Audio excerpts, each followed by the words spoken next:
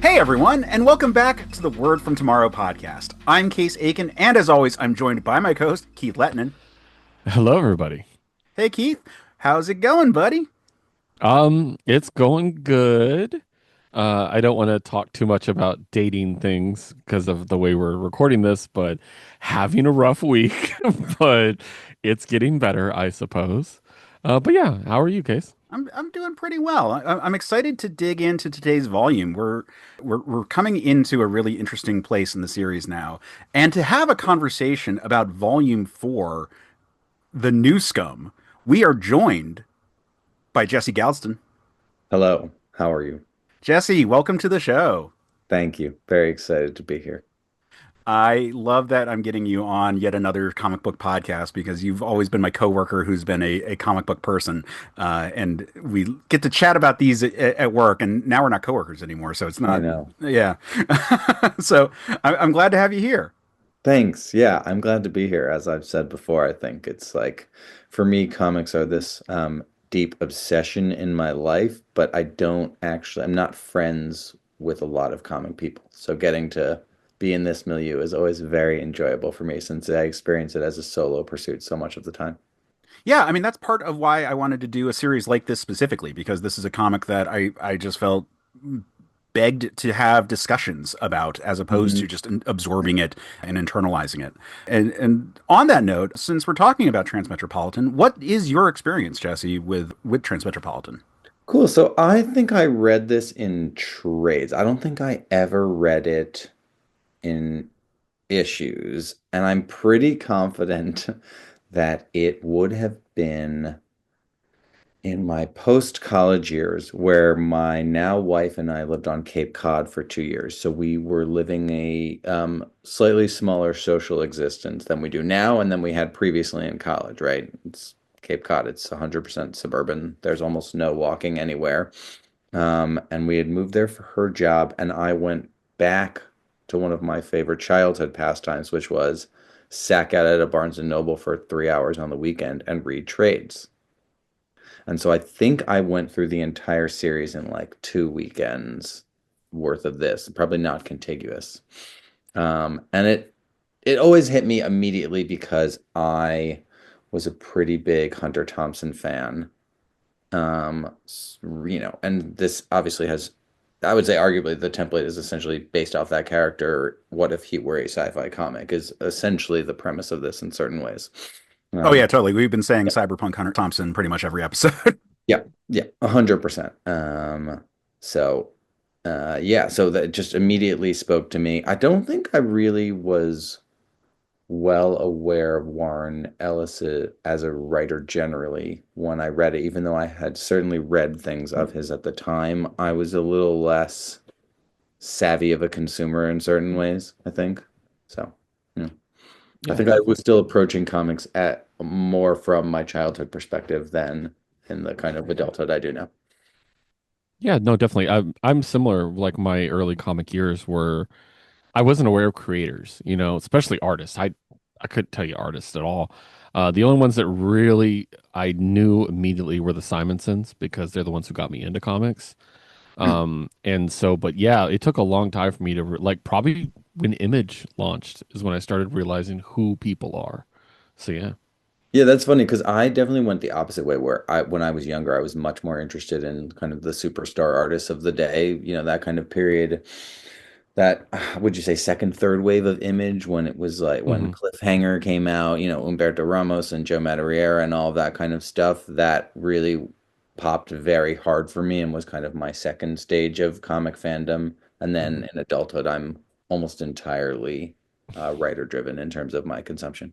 Right. Yeah. I don't know. I think I started with artists, and then I think I've segued mostly into writers at this point. I do still keep an eye out for like particular artists that really catch my fancy. Totally true.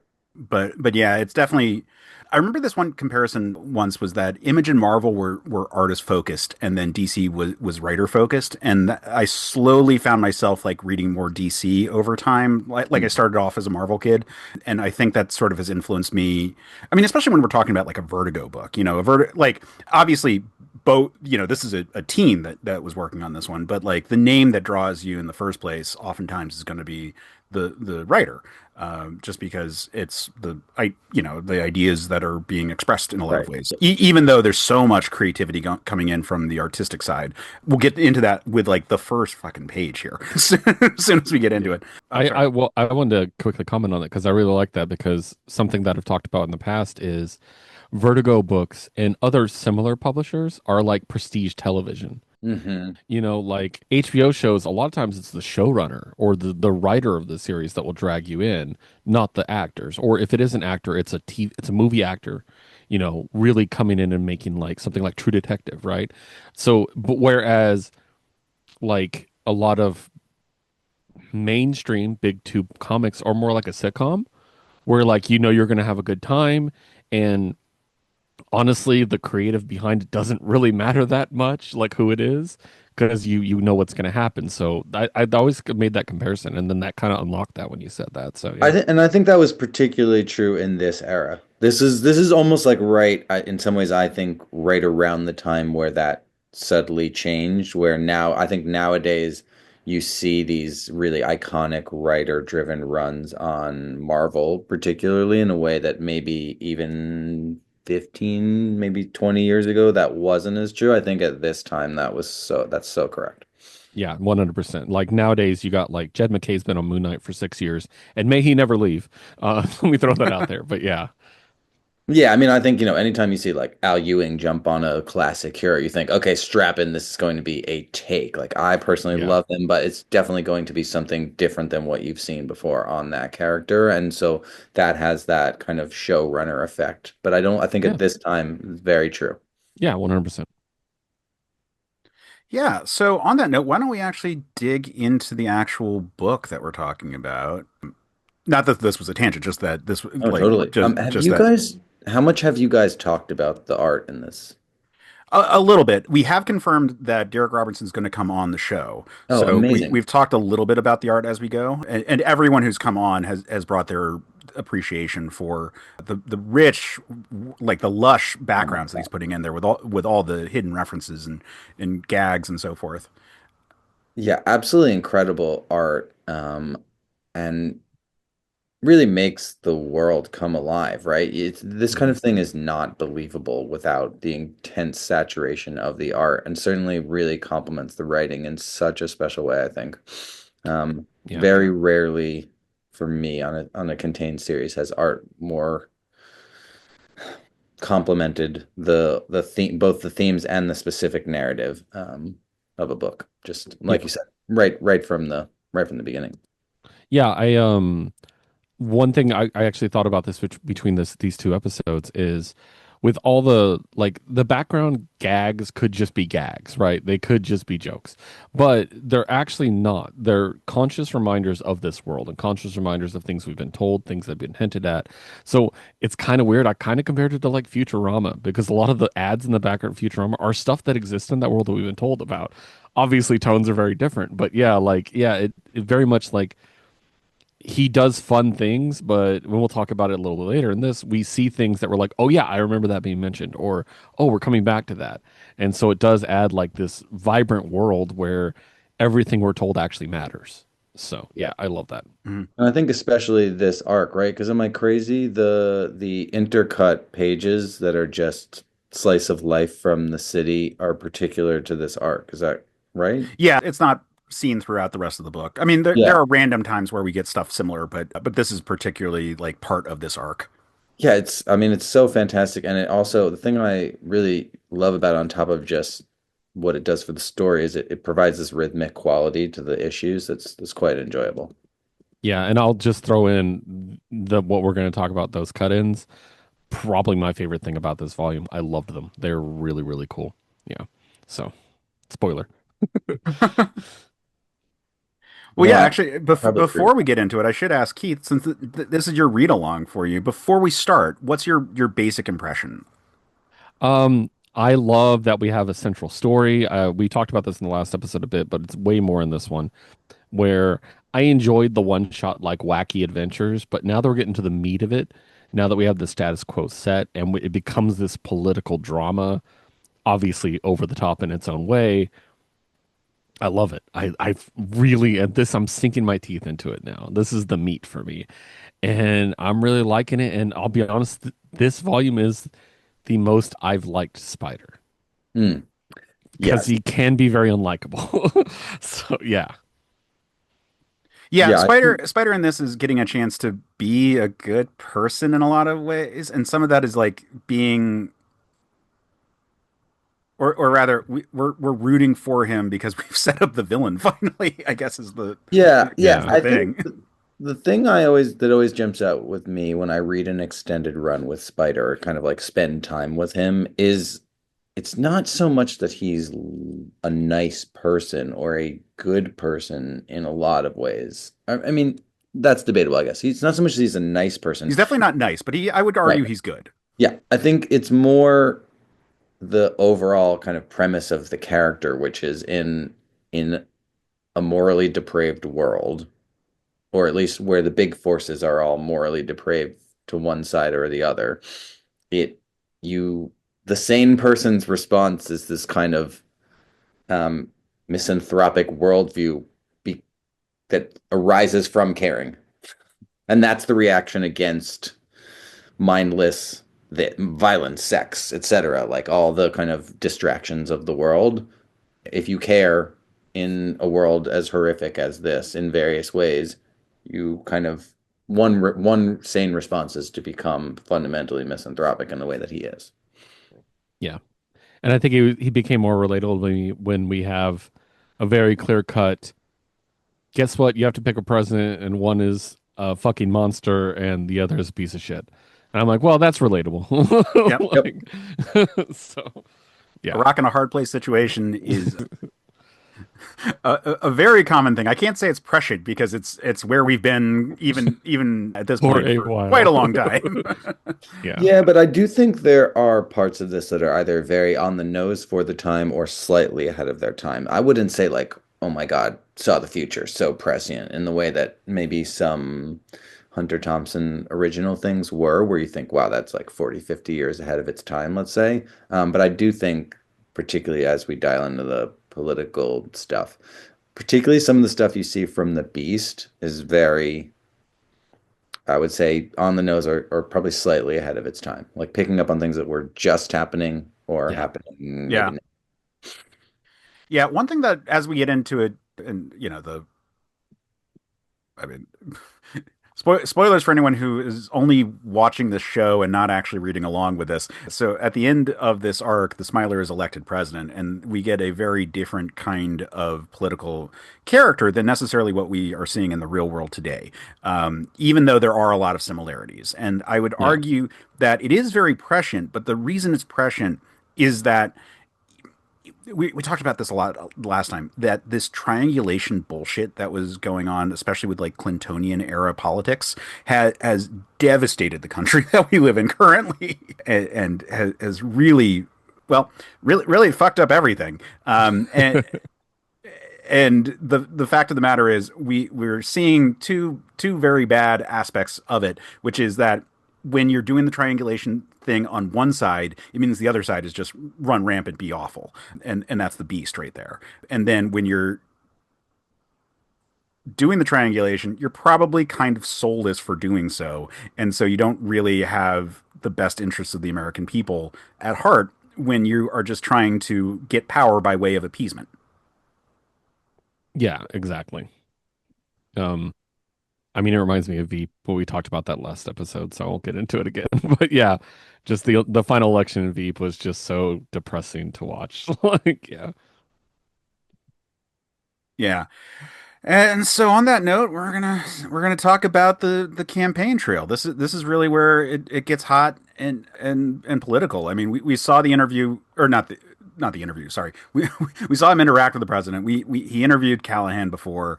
We've seen stuff so far, but this is where it really gets in. And this is where the status quo starts. And on that note, the status quo is really firmly established by the first page, or by the cover of the first issue in this book, which is a Derek Robertson cover. He is the artist on the entire book, but he isn't doing all the covers. It was Frank Quitely for a bunch of the early issues, and it's a bunch of random artists throughout of not like that they're not names, like name artists, because Warren Ellis has great contacts, but it's not necessarily Derek. This is Derek, and we get this awesome trio shot of Spider in the center with Channon and Yelena flanking him with the three-eyed smiley face as the background. And it is just a fantastic reminder of like what the core dynamic of the series is going to be going forward. Yeah, definitely. It definitely sets their characters if you have no idea what's going on. Um, Channon with the weapon, you know what I mean? Like it's like that's the bodyguard, you know, like it does a really good job of that. So Yep. And I love the, transient background, the symbol. Yeah. it's so cool. Yeah. So good. Yeah, I mean, it was a very smart piece of iconography. Like, it obviously calls back to like Watchmen doing a smiley face kind of icon, but to take a smiley face like that and then find a way to carve a niche that will be distinctive and carry through the whole series, there's a reason why we use that icon in the show art for the show. Like Yeah. it stands out. It's really cool. Instantly identifiable. Yes. Yeah.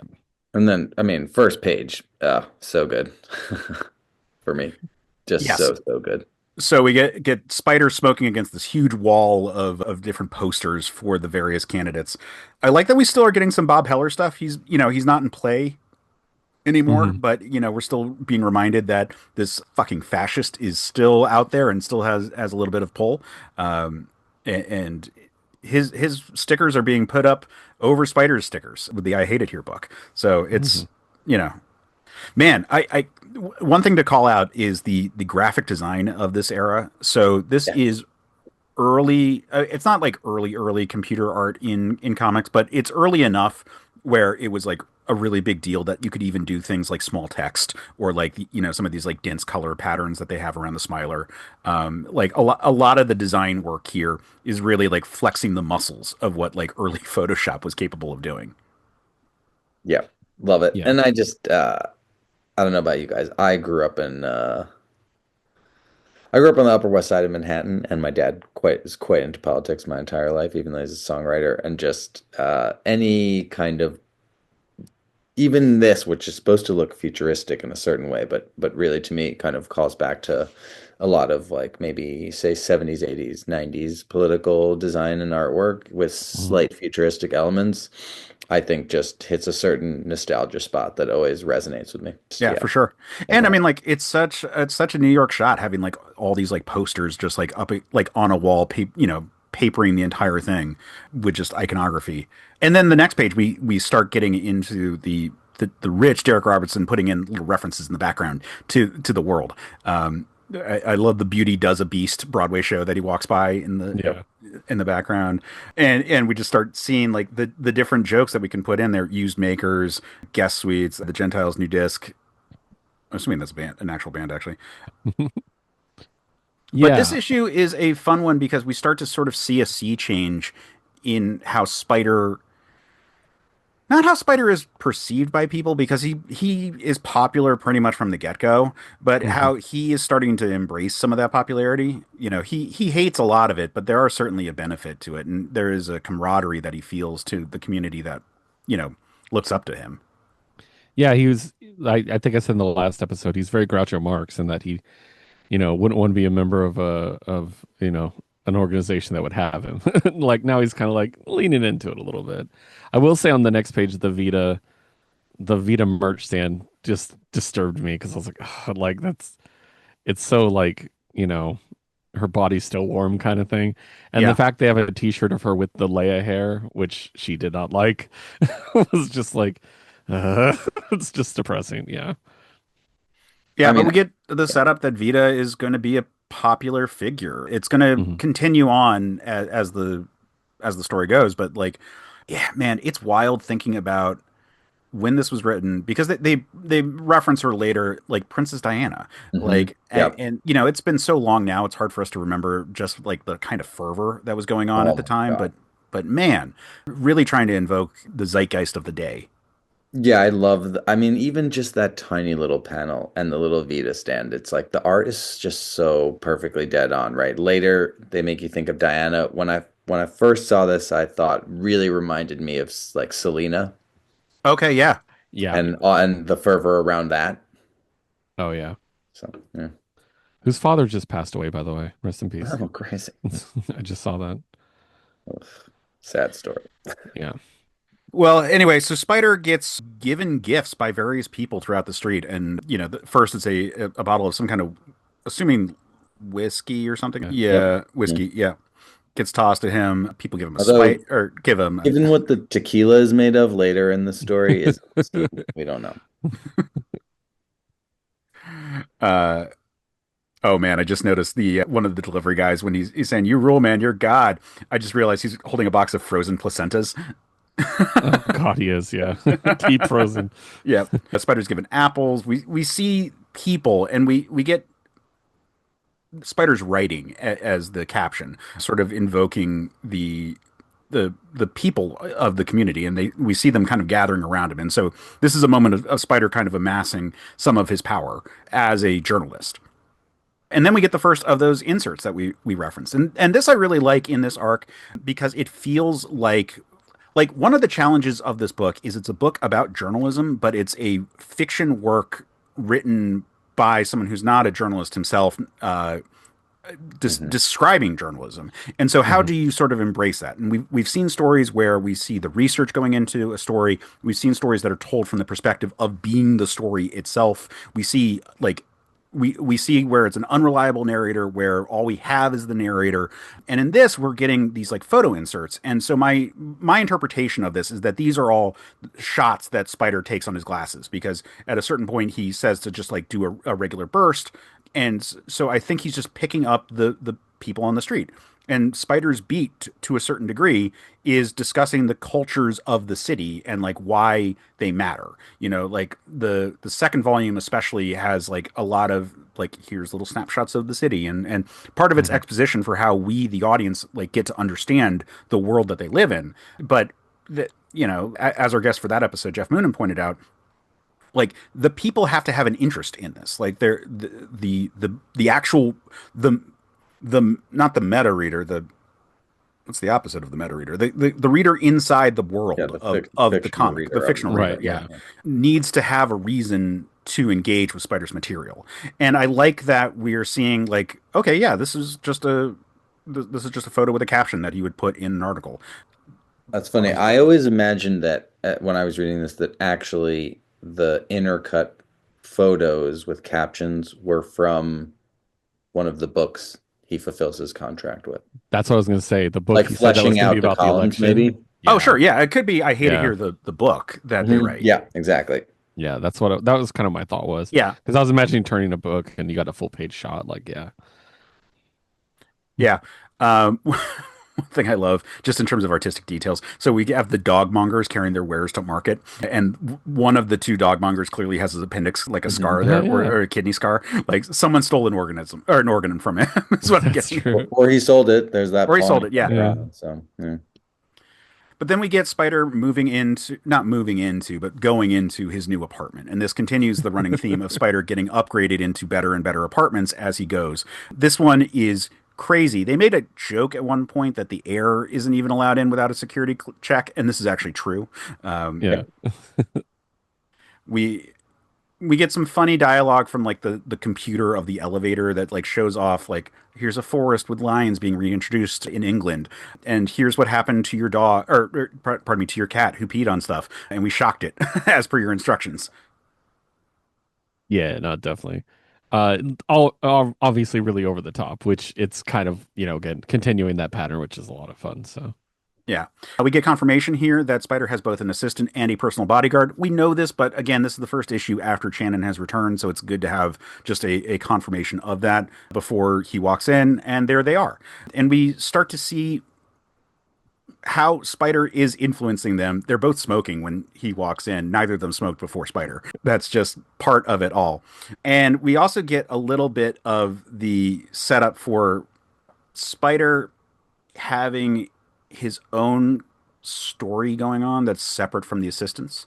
This will continue throughout, but the fact that Spider is playing some stuff close to the vest is very very interesting, and we get that here because Spider is like, I'm gonna go out to the balcony and think, and he does this quite a bit, and we start to see what he's actually doing, which is kind of collecting his thoughts about Vita's death specifically. I like that the gifts that he was given, he then gives to them and makes it appear like he got them for them. Yes, I thought that was great. I like smooth. I like that. So, it's a good thing to do. It's not necessarily the nicest thing to do. like I thought of you. Like okay, yeah, Yeah, okay. Is the lizard gecko thing ever explained? Or this is just part of this world? that geckos are everywhere. Yeah. I'm assuming it has something to do with global warming, that Okay. lizards would be that prominent in a city, but it does get snow. We do know that the snow used to be acid snow and it would burn Right. people's skin. Yeah. So the environment of the future is all kinds of weird regardless. They could be genetically enhanced too. Who knows? So Yeah. We get a shot of the cityscape, and I don't know exactly what this giant black building is supposed to be. Like it may have been established already, and I just am not remembering what it is. But there's like this one tower that is like an opaque black tower that they show off in fairly good detail in three I think panels. that I think that's his building because if you look at the entrance when he's walking in, it does appear to be a black building. Not the entrance, but the wall around it. Oh, I see. Okay, yeah, that Yeah. makes Yeah, sense. I was thinking the building rises or something. Yeah. Yeah, okay, that makes sense. I was never clear about that shot, so that Mhm. is a logical way. And this goes with the theme of Spider being isolated from the people on the street. Like his home is now being further and further disconnected from the world that he actually has to write about. Um, Right. which is always a problem for Spider. And, it seems that he is a victim of his own success always. It was how it was before he went up to the mountain, and it continues to be now that he is being a successful journalist because he's just so goddamn talented. We've got the insert of the city cleaners. I love this one. This one especially because I was in New Orleans this past summer for Tales of the Cocktail, and after one event I was at, I happened to leave, and it was street cleaners on Bourbon Street that I had to like walk through to get to a cab, and it was just it was just this cloud of just like these like cleaning crews just rolling through this like debaucherous wasteland that I had to go through, and I'm like, I feel so gross. I need to shower. Fortunately, in the future, it's a much cleaner process. And I like this like world building aspect. We get the gag. We have a chalk outline on the ground with like blood splatter. But the idea that that pollution is handled just by using makers to turn the matter into something else, in Yeah. this case oxygen, is cool. Like the technology is really interesting that we have here, and I like to see other applications for it. Hmm. Yeah, definitely. So we get Spider kind of discussing the election for a bit, and his position that he's so far away, and kind of doing everything he can not to invoke Vita's name, but at the same time we kind of know that that's where his brain is right now. Yeah, it feels very, his heart is not in what he's saying. Right. So Yeah. he's talking about the election. He's talking about Callahan. Meanwhile, we have the sequence of the two-headed cat or two-faced cat eating the gecko, because that's what that cat does. I like that air can't get in here, but that gecko can. Right. Like, Before Spider ultimately flicks a cigarette over the edge of the balcony and breaks down crying. which was insane. Like that was like a genuine emotion moment. And I was like, oh fuck, this is hitting him worse than I thought. And I was thinking like, we're not Bugs Bunny anymore, is what I was thinking. Like we're past that at this point, at least for a while. Cause yeah, for a while he was a Looney Tune. Now I'm like, oh shit got real. And that's when again I talked about I was able to sink my teeth in this moment. I'm like, I can emotionally attach to this now. Like really well. So yeah, that was a good moment for me. Yeah, I mean, I think these 4 pages here, with him on the balcony, the art, the facial art is unbelievable. Hmm. Like you just see so many different nuances of emotion. There's kind of, for me, there's like panel self-loathing, true exhaustion when you haven't really seen fatigue from him in that way before. You get anger, you get disillusionment, you get swallowed upset, you get actual tears. I don't know. There's just so much here. All just straight, pretty much straight on depictions of his face. So pretty incredible art for me. Yep. Yeah. Some incredible dumpster dive pieces in our pretty nice Upper West Side apartment. We have like a old sink pedestal that holds a piece of art that my dad scavenged. We've got some really amazing old public school brass doorknobs. Yeah, but I just like I love That's this. sick. I also want to call out in this panel, we got a Space Beaver shot in the Yeah. top left there, which is Derek Robertson's creator-owned comic series from Mm. there's several references to that, but You missed throughout the that. book. But every time you see Space Beavers, that's Derek Robertson inserting his own loving cartoon strip. Spider comes back inside and he says that he's going to take a nap, and this is where we get the filthy assistants now bonding for real because we actually haven't seen them together before. Like Yeah. we've seen they were sitting together when he walked in, but this is actually a scene we get with them together because again it's just the fact that they're his assistant doesn't mean that they actually like each other. But clearly they do. And I love that they are kind of just as wild as Spider is. Like they talk about how like they hired whores and Channon complains that it looks like someone's dad stripping last time that they got them. I loved this scene, of course. Like, like Channon's my favorite part of the book. So, and I already really like Yelena. So I was really hoping to explore that relationship and not only have them in the context of Spider. And I've been talking about like what volume highlights are for me as we go. And volume 3, of course, was Royce, right? This one is the two of them. That's the highlight of this volume for me. Yeah. Yeah. So they speculate on what they're going to do, and then Shannon mentions that she's going to do a thing that she's been meaning to do, which is clear Spider's glasses of their cache of data.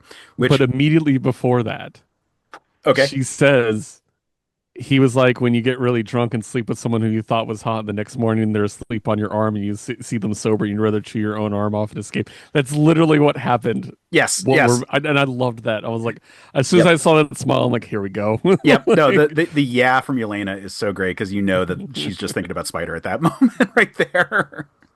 Now, this gets into a thing that we talked about last time, which is how fucking long has this been? Because so in the last book, every time they ask Yelena how long she's been Spider's assistant, she says about a week. mhm.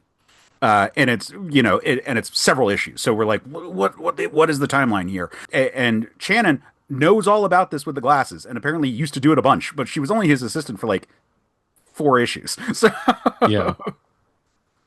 but yeah, so Shannon says that she's going to download the cache of data from Spider's glasses, and she puts on a slideshow to see everything. And when she explains what she's doing, Yelena freezes up and clearly realizes that what is about to happen. And we never see shots of it. We just see Shannon's reaction, and it's so wonderful when she's just like the face of horror hits her, Yes. The and she face just of says, horror is incredible. "Yeah, The tilted head is my favorite one. Like, huh? Like, how did what? Like, Yeah. yeah, it's great. yeah." When exactly did you have sex with Spider, Yelena? I Next like up, that immediate hard cut to the Vita shrine, by the way. yes. Yep. Which has always been like an awkward part about that. Like Vita calls Spider right after they had their one night stand, and Mhm. like there's weird drama between Vita and Yelena because of that. Like Yelena Yeah. teased Spider about his relationship with Vita, and it's implied that part of that is not jealousy per se, but like there's a like it's a one night stand, but it is definitely one where like there are some feelings that were caught in the whole process. Like Mhm. and the way they express that is by hating each other vociferously, but at the same time, there's a little bit. What do you think in that Vita shot? What are those guys doing? Do you think they're watering the flowers? I think they're using makers to like refresh them in some ways. Right, something like that. I was trying to figure out It like, looks like spray bottles, but yeah, yeah, it could be makers. It could be, it's hard to say, but I don't know. I wouldn't be surprised if this is a fairly one-to-one shot of like some shrine for some Mhm. person because the angle is interesting on this one. It doesn't correspond to like a shot like I don't even know where you would take this shot from unless you had like a ladder or something because like Yeah. you're not shooting. I guess you could like stand over a ledge and like extend your arms out and do something like that to get the camera shot, but it's a difficult angle to get naturally. Like you certainly could get it in a movie. You certainly could get it if you posed it, but like this is an overhead shot of Vita, or rather of the Vita Memorial with people like gathered around it. Right. Like this is 1998, by the way, and they have signs that say "Never Forget." Yeah. But then we cut to Spider on his balcony again, or what looks like his balcony again, and he switches gears to putting together the notes on the murder of Dr. Vita Severn by the office of Senator Gary Callahan. Yeah, which will come into play later on in the volume, but yeah, he's got vengeance in his heart. Yeah, I mean, yeah, I love this because while later on you learn that they clearly did that. I think for me at this moment, I was thinking, is this just his upset? Is this his anger? Is this like his, by nature conspiratorial thinking about something that just upsets him? So he'd like to see some larger scheme in mind, you know? Yeah, I mean it was implied pretty heavily in volume 3. I know you didn't get a chance to reread that one, but it is implied pretty heavily. So yeah, But it was only one page where that implication occurred. that's So true. Yeah, yeah, this is falling action from that. Like this isn't the next step in the story. This is how the status quo has been established since that last volume occurred. Yeah. So then we get Spider back on the street, and this becomes a thing of sort of his beat as a reporter, going out there interviewing people and kind of behind the scenes putting together the facts of the murder, and under the guise of just being Spider Jerusalem, magical truth saying bastard Spidey. yeah. And this is kind of like Spider at his best to me, is him amongst the common people and interacting with the society around him. This is kind of the stuff I love the most with him. Yeah, Yeah. he comes across a group of Christians, we'll say, for the re-Christianity is what they Quotes. call it. Yeah, stoning someone to death, and he stops to ask them what the deal is, and they give them this whole spiel. We should note that the re-Christianity movement, these people all wear fake halos, I hate it. I hate it so much. And and the talk about how red stoning jacket. people to death should be a cultural practice that's good for society, and that it is used on any kind of terrible sin such as homosexuality or pornography or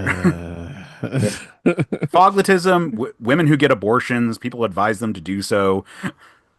Yeah. I love Basically that anyone I shot don't like. also. I love the overly wide smile. Oh yeah. That's Yeah, kind of a little bit of a motif, honestly, in this work Mhm. is people who have extreme dedication to, I think what at least Spider views as morally bankrupt views tend to, like the true believers tend to have these kind of grotesquely wide, sincere white smiles. Very televangelist. Yeah. Yeah. yeah. Yeah. And Ellis does not care for organized religion, as we have seen so far in this No. book. Ooh. Yeah. Yeah, so the guy that they're stoning to death says, "I just watched a porno with my girlfriend." And Spider says, "Get behind me," and asks, "Do you know what this is to them, or to the group of re-Christians?" And they say no. And this is one of those lines that has stuck with me ever since my first reading of the book, which is, "It's a bowel disruptor, and you are just full of shit." I love that we never see the results of the Bowel Disruptor. I've mentioned this before, but I like it being off screen because it would be too much to just have a panel of a bunch of people shitting themselves. I like that it always happens off screen. That's fun. I Yeah. don't think that that's 100% true, Oh, but I'm not really? sure if it happens later or earlier in the series. Like, there's definitely a point where someone gets shot unconscious, Okay.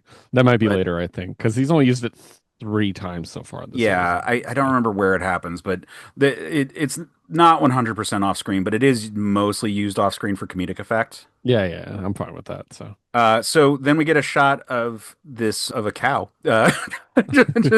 just at a farm that's in the middle of the city, and this gives uh, us to think about the thing that we were asking when we were looking at the reservations, which is how much space is being allotted for stuff in the city? How big is the city? Is this fucking mega city one? Right. Like, Yep. yeah, it seems like it's certainly very huge. You know what I mean? Like, definitely a mega city, I would say. Yeah. Yeah, that's yeah. Yeah, the scale of it seems incredible. Yeah. Then Spider's walking through the city. We get a little bit of stuff about Gary Callahan at the top of the panel, and then Spider notices some people doing something, and he asks his glasses to start recording everything. Which I note that he says start audio recording, which I don't know what thing he says it to because he then says shades take widescreen still every 20 seconds. So I don't know if his glasses have the audio capacity or if it's Mhm. something else on his person. We don't see it here, but just making the comparison to the meta glasses again, Yeah. that it's just very similar, and that's exactly what people do with those kind of things. But as he's observing, he realizes he recognizes this thing, and that it's an information bomb, and he runs and just barely gets out of the blast effect radius of it when everything gets shut off. Or rather, I should say, he just gets inside of it because he's in the heart of the storm, or the eye of the storm. Right. And it's just these people annoy me. Oh God. Like, yeah. Yeah. Yeah. So the I don't even know what to call them. These fucktards just, just decide that they are going to wipe out the technology for everyone in a several block space and make it a technology free zone, wiping out their credit cards, wiping out their technological devices, and then saying, "You've all forgotten how to be human. So we're going to hang out and we're going to tell dirty jokes and we're going to just do all this stuff. So afterwards, you can go back to being transhuman or post-human. But in the meantime, let's see if we can just remind you about being just human." Sure hope no one has a pacemaker or anything like that, I know like in this future setting where like there are people who are just literal computer people, yeah. like I I just hate hipsters. Like, and this is a pretty hipster. It's just like, oh, we got to experience life, man. It's just like, oh God. Do your own thing. Don't force that shit on other people, man. right. Look, ugh.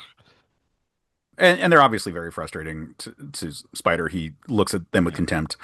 Then we get a shot of refugees from the Australian Civil War, which is one of the few times that we get like outside politics in the Mhm. series. Like we obviously had the War of the Verbals, where French was wiped out as a language, Yeah. but this is one of the few times where we like get an implication of like bigger politics going on beyond America. Yeah, and again, hearkening to our current situation, the refugees from the Australian Civil War are not coming to the U.S. They're getting a connecting flight to Norway. They're not welcome in this country for some reason. Yeah, I Do want not. to. I want to call out. I should say, call out the an extremely nihilistic picture in the I saw background. that. Yeah. The "You're Nothing" with the guy with the Mhm. gun in his mouth. I am surprised that made it through any kind of censor. That's Yep. Yep. I realize it's a Vertigo book that is infamous for having people shit themselves, but that's It's a dark. lot. Yeah. Yeah. No, definitely. And so Spider is left on a bench looking at various political ads. He's sitting or rather, he's sitting across first an ad for the Beast, and then it switches to an ad for Callahan. And the thing that kind of drives Spider insane is when he looks closer at Callahan's jacket in the shot, that it is just little pictures of Vita altogether. Yeah. Did you, I was wondering, do you think that actually is the case, or do you think he's seeing that? You know what I mean? Like, Mm. is he, because he's obviously dwelling on her. Like, I was wondering if like he's seeing it, or do you think that was actually the case? Because honestly, I could see it either way. I always interpreted it as being literal because it's such a craven act that the Smiler would do. You know, Yeah. he's parading like Vita's the only reason he's succeeding in politics at the moment. So I always interpreted it that way. But that's a good question. I've never thought of it as being Spider's own hallucination. Yeah, it's something Callahan would do. Yeah. I mean, don't get me wrong, but also the bench being the perfect example of hostile architecture. The bench is white hot between 7 p.m. and 7 a.m. No sleeping. I'm like, yeah, Hmm. it's Yep. uncomfortable. Yep. Don't like that. Well, yeah, it's like the modern benches that have like weird spikes, or like Yep, those like exactly. handicap spots that are like literally there just to prevent people from sleeping on the bench. Hmm. Yeah, exactly. But Spider kind of is lost in his own thought and just sort of taking in how much he dislikes people. You know, he thinks about the various political people. He thinks about the bastards trying to stone someone to death. He thinks about the some bunch of fucking students who think we don't sufficiently love each other because we've got goddamn telephones. Attempt to cure it by killing a section of street and hoping we all sit down and tell each other campfire tales. And then You're he right. just goes into a huge tirade of "I hate you, I fucking hate you, and you," and he just says it to everyone, and then he just like storms off saying, "You're all fucking killing me." Right, exactly. Like, I mean, I've been there. Yeah, I've been where I want to say fuck you to everybody around me. So yeah. I mean it's not a novel take from Spider Jerusalem, who has a column called "I Hate It Here." Yeah, of course. Uh, we get one of the better gags of all these cutaways. We get the top of the food chain stand, where, Incredible. which we're recording this before Christmas. A special Rudolph the Red Meat Reindeer Burger. This is yet another like I was saying, like background gags could just be background gags, but this is referring back to the produced man meat to eat. So because there's French Yeah, people. French people specifically, like roast leg of bastard. Yeah, I mean, I love the convention that we developed cloning technology, and the thing that we use it for is just cannibalism. Yep, I'm here for it. Then we cut back to the filthy assistants, and Channon is just giving Yelena shit. She goes into this whole diatribe of like, what was it like? It seemed like you were having some fun. Like, did you feel it? Was it like little spiders crawling inside your vagina?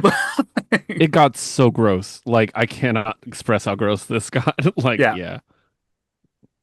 Like yeah, right in front of all like did they are the okay, they're watching this on TV, these hot dudes. yes. Yep. These aren't the whores they ordered. Okay, good.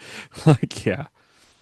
No, they're just watching porn. And I love the shot of just like all the spider sperm that all have the little sunglasses Yes. on them. God. But eventually Yelena like turns it on Channon Turns it by on them. noting that Shannon's like, "Wait, you always thought about this? You had a theory? Like, how much have you thought about this?" And Shannon's like, "I get bored easily." As she smokes two cigarettes. Yeah. And then I like that. I like them like ribbing each other. Like, and I like Channon being like, yeah, I thought about it. Like, yeah, I did. Not like I want it, but like, yeah. Yep. The next insert is a foglet celebrates its unbirthday and showers the street with flowers, and I think that's like a fun detail. Foglets are such a cool part of this world. Like they're so weird and strange, but at the same time like magical. Yep. This is my favorite insert. I love it because it's very much like the Foglets are so other, you know what I mean? And the one issue we got really to focus on them was very much like how other this is, how their beliefs don't match up with other people. Like it was very much an othering. This is showing the Foglets as part of the community. And I think that's really cool. You know what I mean? Like to see, we do see a lot of shots of different groups in the city around each other, but not co-interacting. You know what I mean? We don't see the Hmm. trans aliens or transients hanging out with foglets, or something like that. And this is the Yep. foglet being like, and the idea that the foglet is so happy about the decision it made that it's giving things to other people. I thought that was really actually emotionally amazing. Like that really hit me.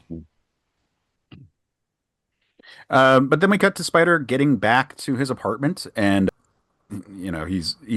he greets his assistants, and they respond with "suck out my farts and die."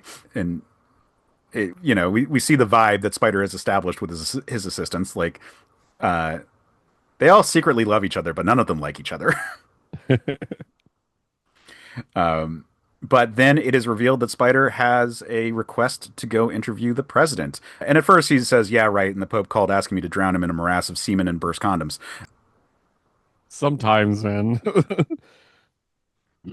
But I like that apparently they this is real. recorded the call Yeah, because like he's not going to believe this.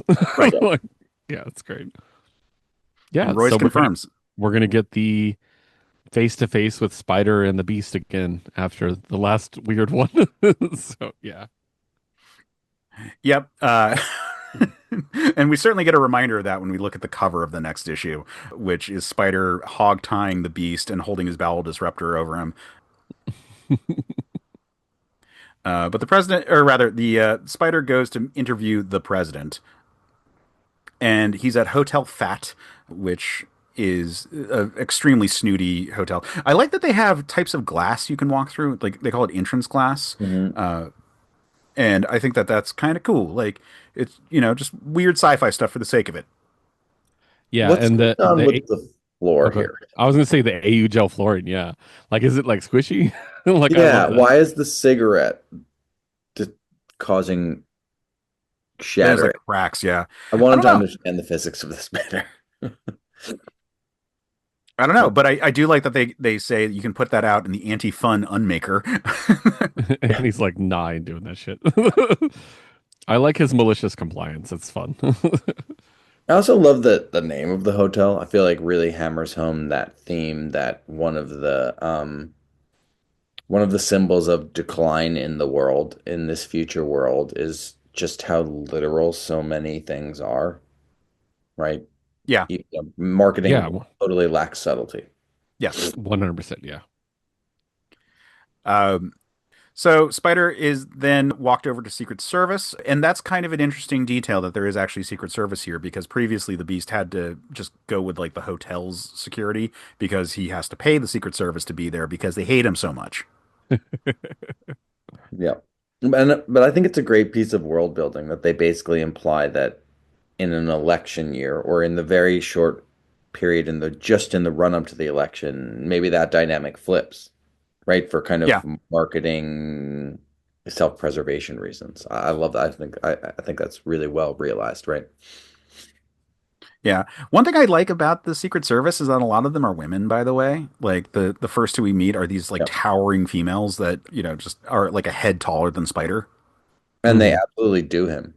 Like mentally, I mean, Yeah. like they really just have it over him. They roll with the punches. Nothing he says can really shock them, and they have a comeback for everything. It's great. Yeah. Yeah. If Mind it's walking through here, sir? What if I say yes? Then we shoot you with a taser and have your internal cavities searched by surgeons. Sometimes they're all fucked up on crack when they do the searches. Yeah. like Spider's weakness is kind of like women who don't put up with this shit. It always has been really. So, yeah. Mhm. Yeah, but they flag his bowel disruptor and they put him through security, and he flips off security and all that jazz, and then we get the shot of the president of the United States, standing there without his pants on. Yeah, I was like, bro, like, come on, man. Like, yeah. But bringing strangely I mean, obviously there's a screen to the left there, or maybe that's a piece of art. Looks like a screen to me. Looks like a screen, yeah. I do love this shot though, because it does bring kind of founding era, early federal energy in a funny way for me. Yeah, yeah. It's not wigs or anything like that, but it brings old-timey political vibes. And I think symbolizes the way in which, even though he is horrible, the beast is kind of an older type of politics, or at least a Mhm. continuation of traditional politics, let's say. Yeah, definitely. There's almost no technology. There's no sign this except for that little peek in the window in the background, which you don't really see anything. Yeah. There's no sign of the outside world in this at all. Yeah. Yeah. And this is a fun scene. It's going to go on for the Mhm. majority of the issue at this point, but this is a fun scene of Spider and the Beast like squaring off with each other and kind of getting into the heart of how they see each other and like what you know what is it about them that has brought them into this room together. Um, I Yeah. think it's very fun. I think it's great when Spider refers to himself as the hard man of American letters, and the Beast is like the hard man of American levers. Sounds like you bought into your own hype. Yep. Yeah, I think this is a really interesting meeting, and it's something that I've really kind of been missing in the story so far. Is this more nod back to who Spider was before he retreated, and this relationship that caused him to do so? Because we got that one meeting, but it was really goofy and like Looney Tunesy, as we said. And this is like hard hitting. This is personal, and it's also like Spider doesn't come out of this looking perfect. You know what I mean? Yeah, Like Mhm. there's a lot of Spider being like the superior person in every situation. It doesn't work in this one. And so it's very like a dialogue back and forth between two people, and it's just really well written. Like this is some of the best writing I think he did so far, Yep. is just telling the story with words, and then the art complementing that really, really well. So Yeah, I mean, I agree. I think Warren Ellis does such a great job here because it's kind of the fundamental difficulty when you are trying to debate someone that you think is cynical, but what you see as their cynicism, they see as realism, right? Right. Like what you call cynical is what I think is actually the truth, and that's why I have conviction. That's such a difficult argument to ever really win or convincingly come out on top in. Um, and I think he depicts that dynamic so well. and the Beast really makes a good point, which is like, I mean, I hate to simplify it as much as the devil you know instead of the devil you don't, but like he's like, you know what I'm capable of, and you know why I do what I do. This dude's a whole nother monster you don't want to fuck with, basically. And I'm like, shit, would I vote for the Beast? Like I was trying to In like, this circumstance, like, yeah, that's why I was like, Jesus Christ. Like, and so again, that comes down to that devil's bargain of which terrible choice do you make? And I was like, this is the first time I really got to hear that side of it and be like, no, that's reasonable. Like, it sucks, but it's reasonable. Yeah. yeah. What's wild also is that there's a, despite the fact that Spider tries to assault the Beast at multiple points, there's a cordialness to this conversation that is very different when we deal with like the Smiler. Like Spider and the Beast are able to sit and have a drink with each other while discussing how much they hate each other Yeah, they're old to a certain foes. degree. You know Yeah. what I mean? At a certain point, you spend so much time fighting somebody that they become an important person to you. You know what I mean? Like, they're part of your life. So, yeah. We get a shot of a canvasser meeting resistance downtown. I don't. It seems just an excuse for sight gags of just weird looking people, and I Yeah. think we've got a Beavis and Butthead reference in there. Uh, Yeah. Oh yeah. Wow. but then we cut back to more of the interview, and I really like the like, why did you start calling me the Beast Mhm. question, and I like Spider explaining just how revolting the Beast is to him, and like, and that sort of forming, you know, that that pseudonym for him, and you know, the Beast responding that it was flowery, and that Spider says I was younger then. And yeah, Yeah. we are just reminded that it's this nice little tete-a-tete between them where they are both assholes to each other, but at the same time, like it's fun dialogue between them. Yeah, and Yeah. I like that you get these glimpses into maybe what people saw in Spider, like what made him this talent on the rise in the first place. The Beast is not, there's the long paragraph that's extremely descriptive and honestly, in some ways, like kind of over the top, unnecessarily vulgar in the way that Spider frequently is. And then right after that, the chaser is okay, actually, he calls him the Beast because his kind of keen observation is the Beast represents the Beast in us that makes us vote to do bad things to ourselves, essentially. So I, Mhm. I really enjoy that kind of like that glimpse through all the bluster. Yeah, I love the Yeah. line, "You're the thing in us that votes to fuck other people in the gallbladder. The lizard Yep, brain that says nothing but eat, kill, hump shit. The beast." exactly. Yep. Yep. And I think until then, I had imagined that the beast was about like a more literal kind of beast, right? As opposed to the thing within ourselves, like a statement of kind of self-loathing in a certain way. Yeah. It's lizard brain. Yeah. But after a little bit more of their back and forth, Spider trips the beast and then is preparing to assault him. And this is the moment where I think you can kind of see even Spider went too far, because Spider like looks up when the words back off are said, and he like looks up with these like bloodshot eyes right there that just scream that he is in his own like crazed state. Hmm. Um, And the Secret Service person is there and says, "You have 5 seconds to back away from the president, and then I'm going to kill you." Yeah. And I think part of that, like, this isn't in the text, but in the time of reading it, part of me was like, he's mad at him for what he did, but he's also mad at him that he is the better option. And he's like, why aren't you better? Why don't I have a better option? Why are you the best I have? And I get that anger. Like, that was really intense. So, and yeah, there's a fanaticism to it with his eyes. You know, like you said, he's going through one. Like, yeah. Yeah, but the Beast lets it slide. He says he's little people, and you have to allow the little people their shots sometimes. And Jesus. it's like the Beast makes a couple of points throughout where you do have to remember that he is the president of the United States of America. Like where it's like you falsify evidence, like, hello, I'm the president. Do you think evidence has anything to do with it? Nope. Not prescient at all. Nope.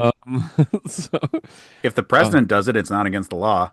yeah. Or it can't be a crime. That's a joke, by the way. I At really least like he says it's a joke. I like the part where he said my job is to make sure that 51% of the people have a meal today. And that's it. Like, and I'm like, fuck. Like, I was just like, the reality of politics sometimes hits, and that was one of those situations. I'm like, Jesus. Like, Yeah, we get another aside where we see lovers surfing feed sites on their lunch hour, and it's just like two people making out, but they have like subdermal screens or something. Like they have Mhm. some kind of display all over their body, like tattoos, but it's sex puppets instead.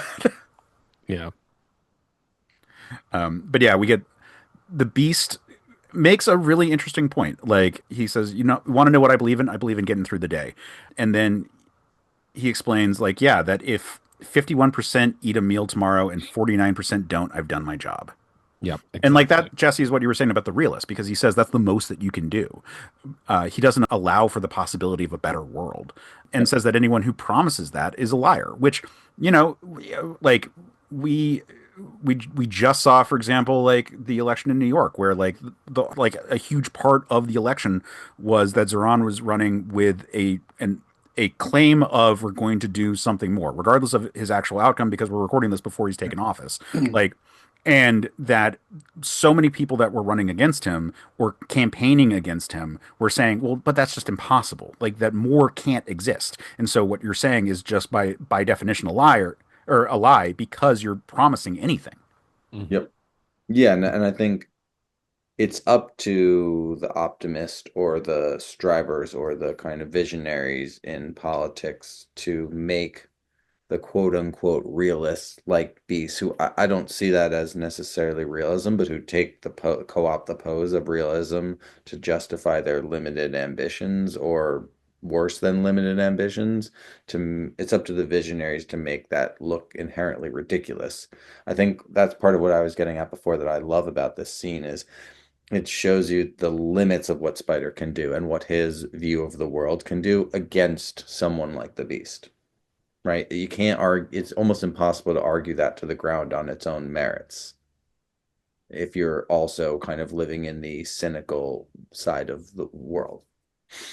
Yeah, Yeah. yeah, One thing that's interesting is that term limits clearly don't exist in this world. The Beast has run multiple times and won multiple times. We know that Spider's big book before he left was about the campaign to take down the Beast. So we know that the Beast has gone through multiple election cycles. And it is interesting that we exist in this world where term limits are not a thing. As we, have conversations these days about a president potentially not wanting term limits to exist. Don't we always seem to live in this world, though, in comics? I will note that it's a persistent theme of bad future is term limits are over. That's true. yeah. That is true. This That is is very also true. like in Watchmen, and I'm sure Watchmen, there. Dark Knight, I mean, this on and on and on and on. Right? It's like still Reagan somehow, you know? Yeah, with Dark Knight Returns, I'd always assumed that a f- it wasn't the future and Reagan was still president. It was just that this is the future Oh, for yeah, sure. Batman. Yeah, But that's but yeah, I mean it could entirely be either situation, and certainly like very very clearly Watchmen is saying that term limits don't exist yeah. and we're in a dystopian future. So So yeah, and then Spider leaves, and we get more of his articles, sort of describing the whole situation, and we get a little bit of a gag at the end where it's just like, and that, Mr. President, is why you've been hallucinating, having sex with speed crazed Barbary apes, suffering from irritable bowel syndrome for the last week. Um, Got him. yep, Like, Spider Jerusalem, cheap, that'll but fix not as cheap as everything. your girlfriend. Yeah. Yeah, so it's an interesting scene. I really like it. You Yep. know, we don't get that much more of the Beast after this. Like he's just not the big player once the election goes against him. But it's a really good shot of all that. Like we see what he was like and why he was so bad, but also why he was the better option of the two. And he's just once again, the art really shines here. He's so clearly meant to be of the past in this world, at least, right? I mean, it's just the juxtaposition between the interiors in this scene and basically any other thing that happens in this entire book is stark. Yeah.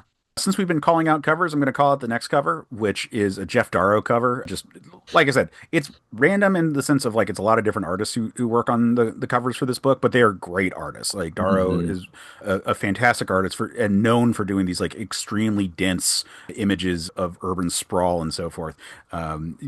And I just want to shout out this cover because it's one of my favorite covers.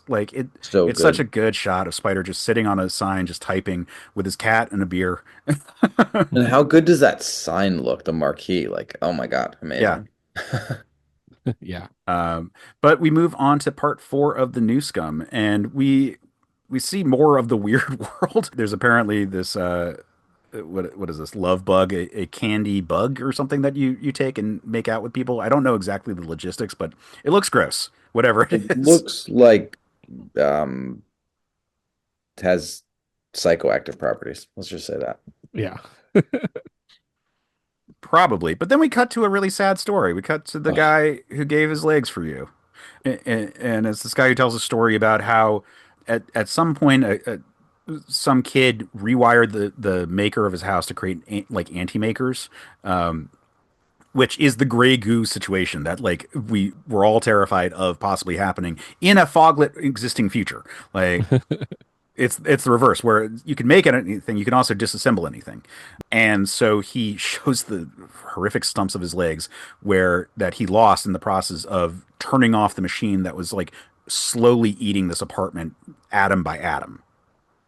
And then he got fired for it, and kicked on the street. And like that's the kind of story you hear all the time. Like this is and Yep. it's I would say it's prescient because it's super relevant today, but you know what? It was also super relevant in 1920. It was super relevant before that. It's Yep. been super relevant every generation because the man likes to fuck over the people working for them. And it doesn't matter who's the man in this situation, they're going to like to fuck over people.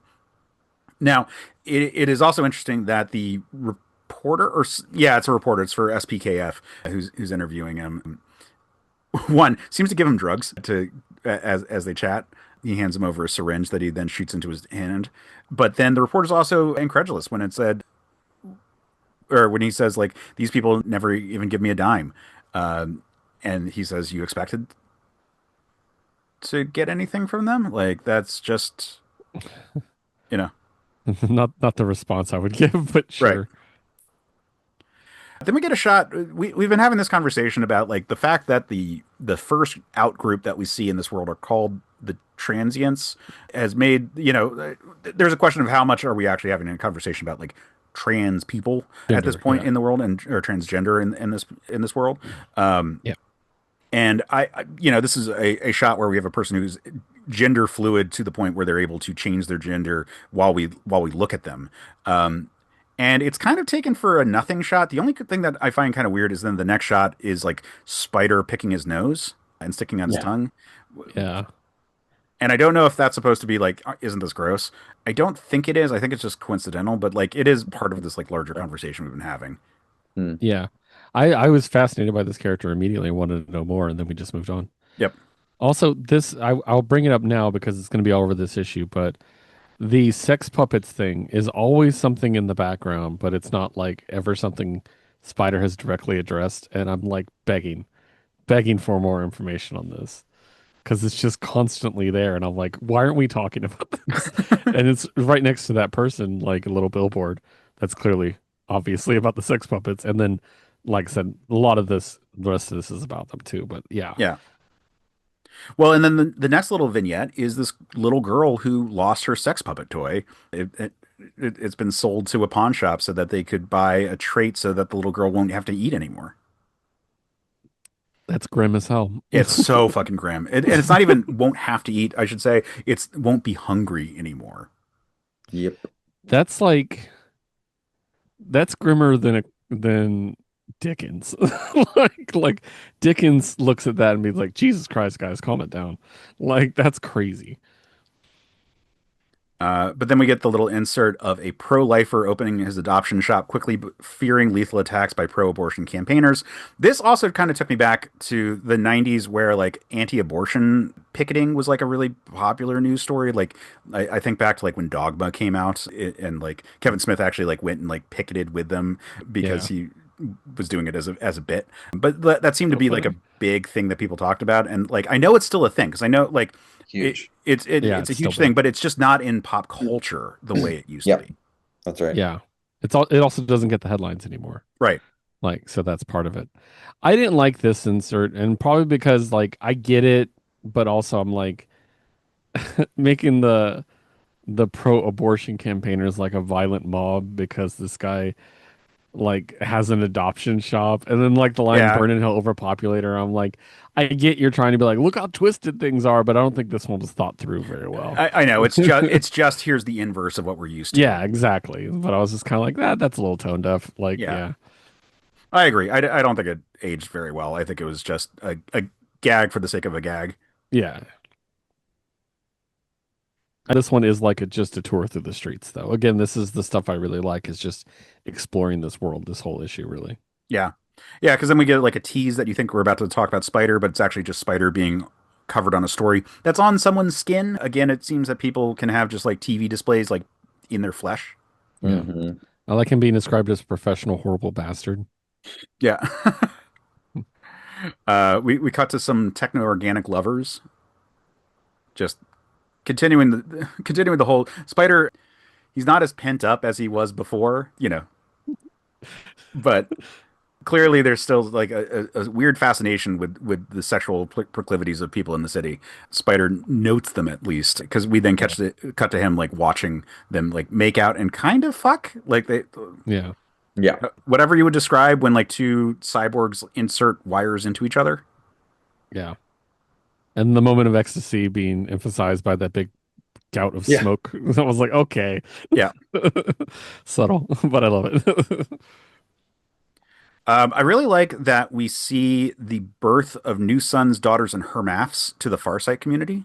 I think that's a fun little shot where it's sort of like, I don't know Mhm. if that's a hologram like display of it or if that's actually Yeah. something that's going. I don't know what's going on there because it looks like a cube of water that's floating this in space.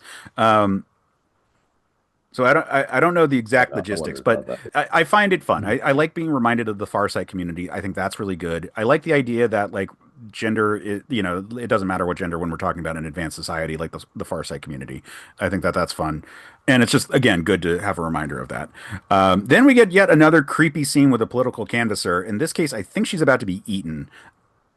Yep. Yeah, that's the implication. Yeah, That that close shot of the guy at the bottom, that's straight up Greg Capullo era Violator from Spawn.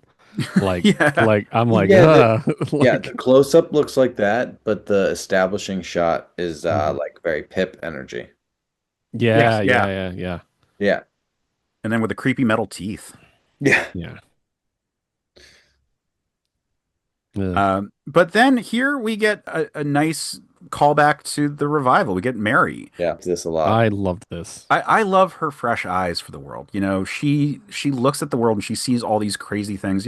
We start with a shot that it I am going to assume that the thing that they're doing here in the first panel is because one person clearly has a giant Star of David, is that the other person I'm assuming is supposed to be a priest and showing Or some I'm kind or not, of some other religion. I was Yeah, trying yeah, to I'm like not work it out. confident that's Star of David. Like obviously it's clearly a six-sided star, but the way it overlaps makes me think it's just meant to evoke that, but it's some weird future religion. And Yeah, then also, sure, but I every think it's supposed religion to in this be world has 100 spinoffs. You know what I mean? Right. So who Yeah. knows? sure. I just mean that like this is actually a scene where things are supposed to be good in the world, and Sure. Yes. I Yeah. think it's like, oh hey, look, they're holding hands, so they might be lovers or they might just be friends. It doesn't really matter. We get a bison in the middle of the park, and then we get the the four winged pigeons that Mary's actually like kind of fascinated by. She says, "God, look at that bird. Who could die without seeing something like that?" You know. Right. And I just love Mary. She's so great. Like the her story in the previous trade is so good. Yeah. And Spider giving her a camera is so fun here. The tech on this thing is wild when you're like looking at it because it was just like okay, in basic form factor it is similar to what like modern phones kind of look like, but the screens are so small. This thing. This is the most likable Spider has been the entire series for me. I felt genuine affection for him in this scene because I really like Mary. Yeah, And I like because one of the things I've brought up in the past is it seems like he's a tourist in all these problems and reports on it and moves on.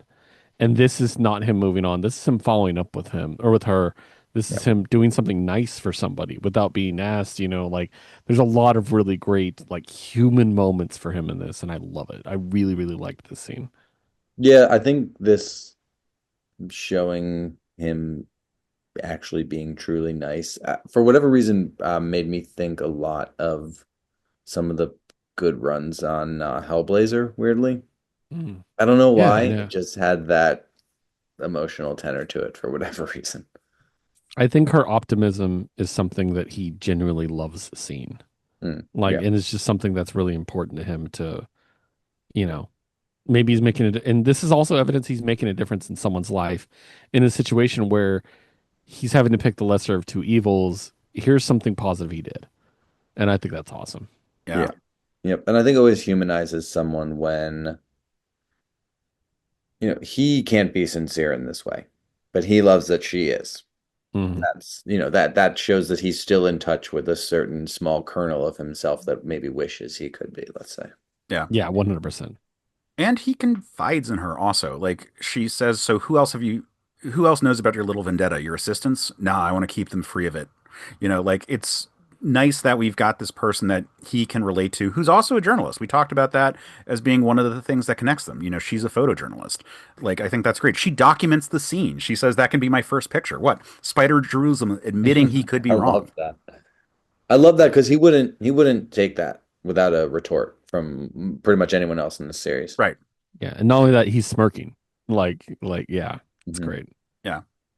Uh, we get a shot of the shift change at the Richard P. Daley precinct house where the riot police are just covered in blood.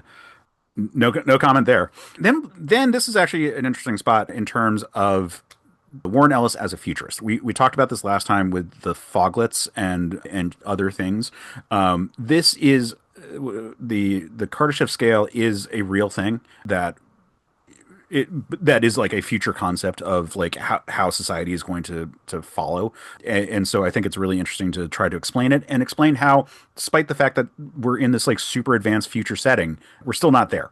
We're because as they point out, 24 people in this city alone will die from having walked into the wrong district or community today.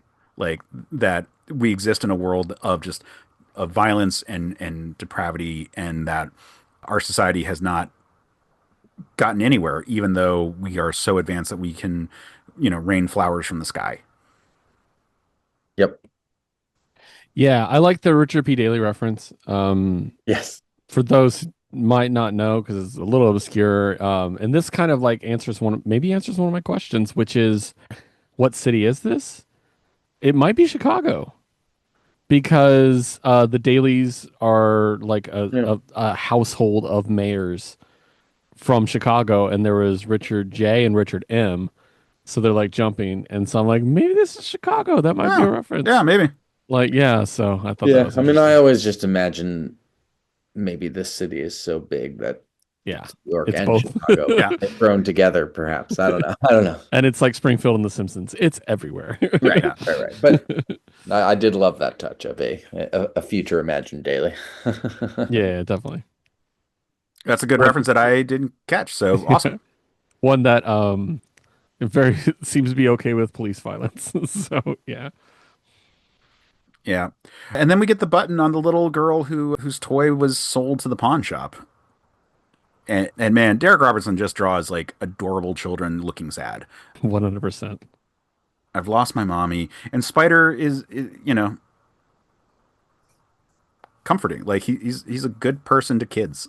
Like, uh, and So I do love the one tiny panel of the shock on his face when she first hugs him. mhm.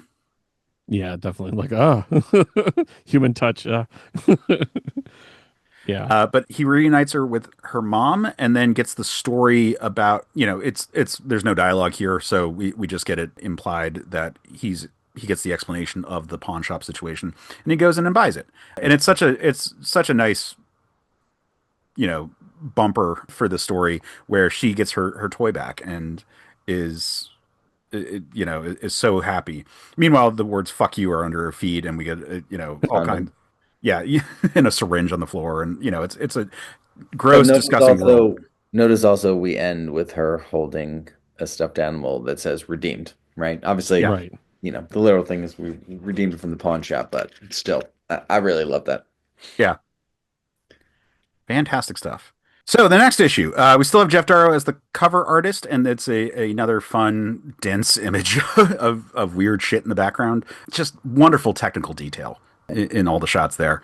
But moving on, this is the flip side to the Beast interview. It opens with a memo to Spider, where Alan Schacht has written in saying you should interview the Smiler because you did the courtesy to the Beast, and we'll take this as an offense if you don't, which felt so goddamn accurate to the way the fucking MAGA people are about shit these days. Like, Yep. Yep. it's how dare you not like extend the same respect to us like that we didn't extend to you. That's Yeah. funny because I don't know, I found it for me it felt very dated. Like it felt very a time when fairness would actually be expected in media, and I think we've gone kind of That's a great point. That's true. Yeah. yeah, I mean we've just gone so much further back to like but like on purpose, obviously biased journalism in certain ways. So, Maybe more MAGA 1.0, the first run. mm. Yeah, Well, but I get what you're saying. Yeah, yeah. Now it does like journalists are openly lying at this point. Like, who cares who's getting like equal attention? yeah, that's true. Like, you know what I mean? But no, I get what you're saying. Yeah, and we talked about before where it was interesting that Spider, for example, with the sources, where it's like journalists these days, we like kind of have to like list their sources because otherwise it's like, well, what do you mean? You're just Yeah. making this shit up. Like that's the way the world works these days. We get to the actual. We just cut to Spider outside the building, and he goes in to meet with Alan Schacht first. He walks by a Vita Severn display with this. I think is right where she was actually killed, and he meets with Schacht, and he gives him very little time of day, and then comes in to see the Smiler, and the Smiler is very cocky. He says he he says this is a new manager or meet the new boss situation. Hmm.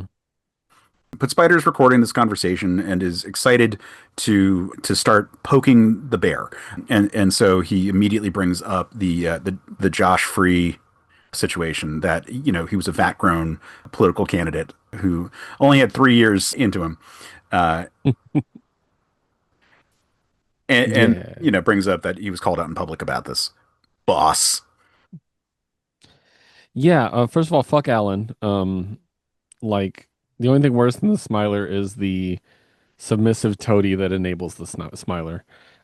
So, and yeah, yeah. There's obvious like there's none of the familiar hostility that we had with the Beast. This is just open, hateful hostility. Yep. There's nothing like, there's nothing, I guess redeeming isn't the word I'm looking for, but at least with that, you're like, they get each other, and they both have a good point. The Smiler does not have a good point to make in this conversation. Right. So yeah. We get a shot of what appears to be a bunch of Richard Nixons The coming anti out. Yeah, it's been a long, hard day sharing this scaring the shit out of children for the anti-clowns of the Terrible Terror Infant Therapy Institute. Yeah, which And is tits, by the way, or no, titty, if you want to abbreviate that. right. Yeah.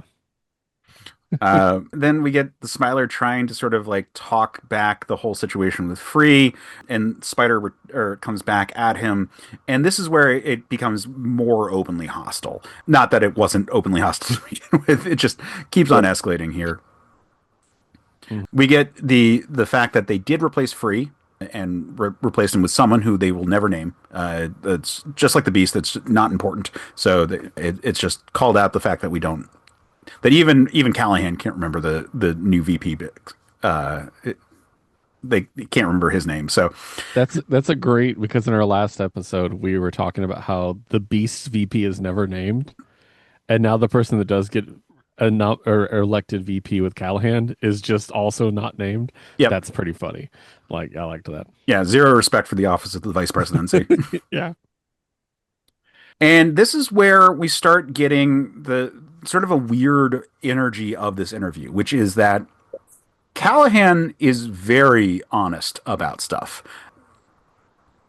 And that is kind of throwing Spider even. Like he's smiling about it, but like it's weird, the whole situation. Quite creepy. Yeah, he's openly admitting things you would think he wouldn't. He literally calls himself a villain. Like, yeah. Yeah.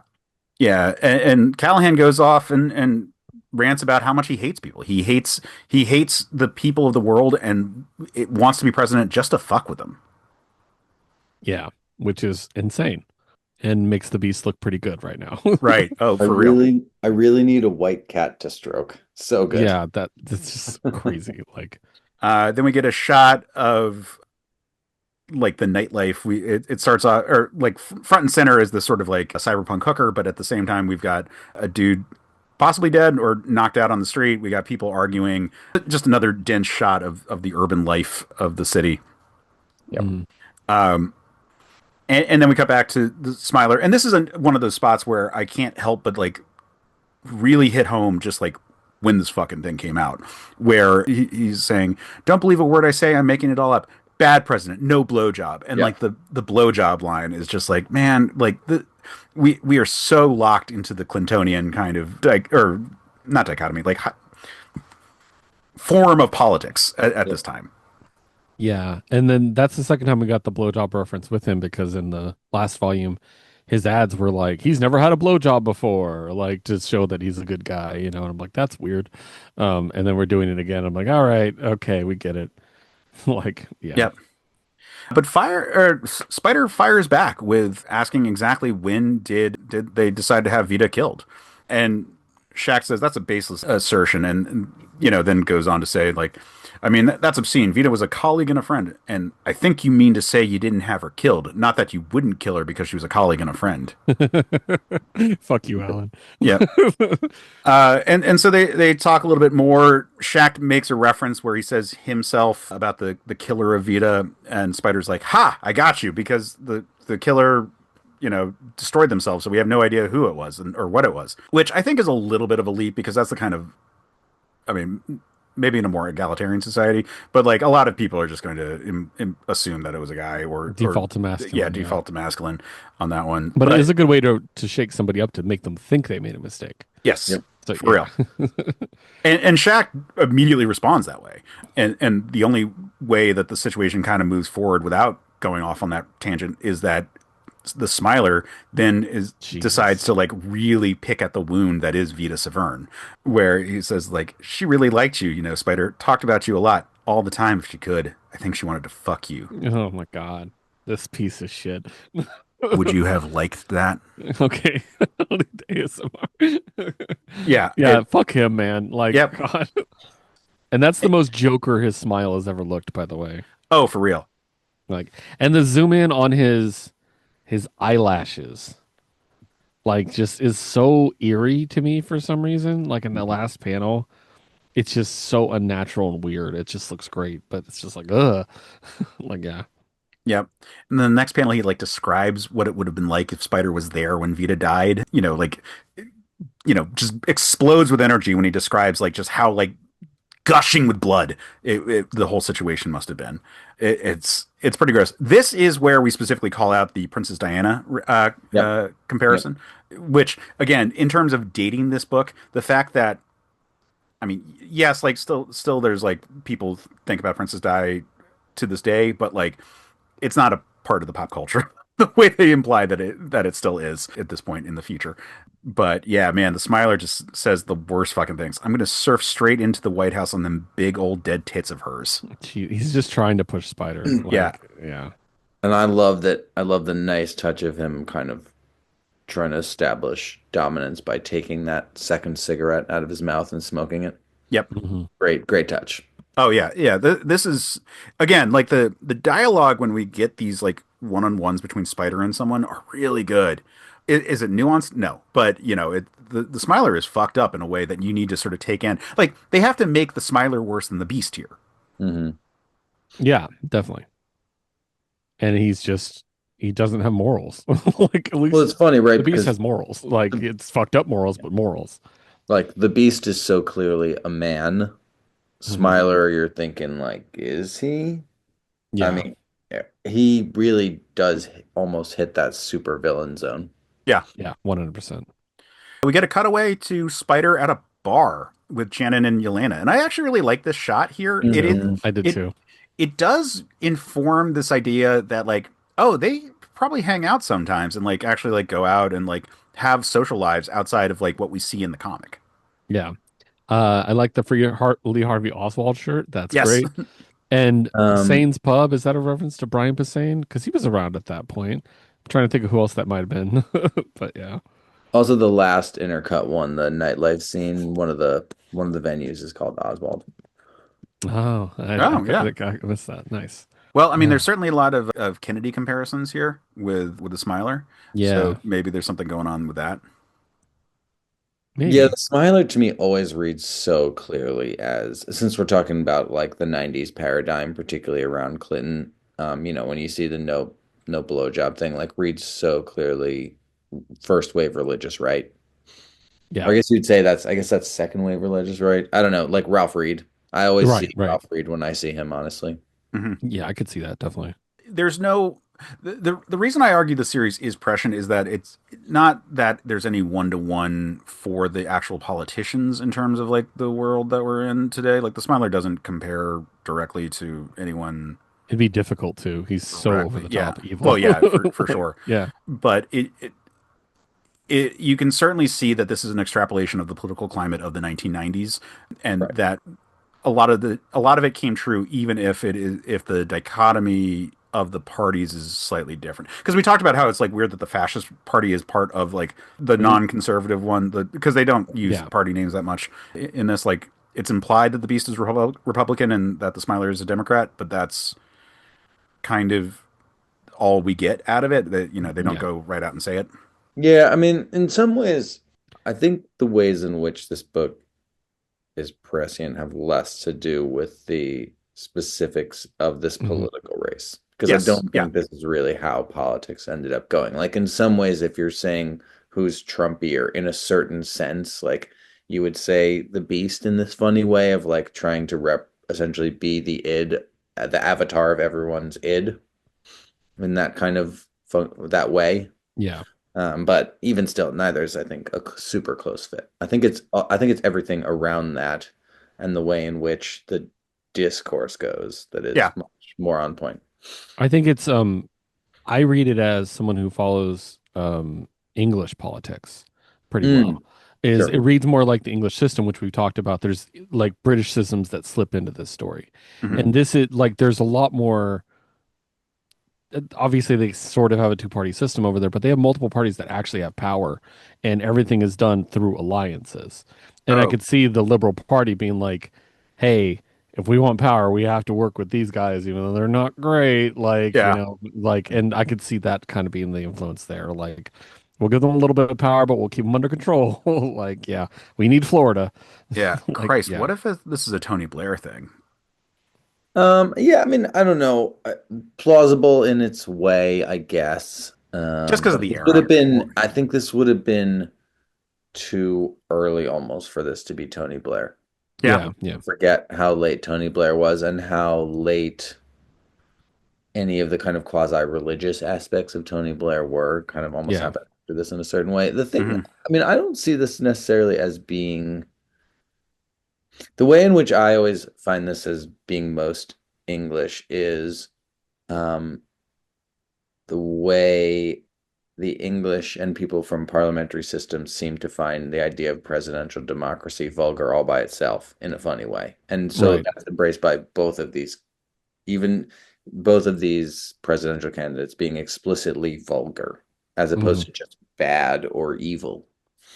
Um, Yeah, the 100%. Yeah. vulgarity of that cult, the kind of inevitable cult of personality when you are voting for a person as opposed to a party with a platform. I think outsiders to our system frequently view that as fundamentally vulgar. Yeah, no, I get it.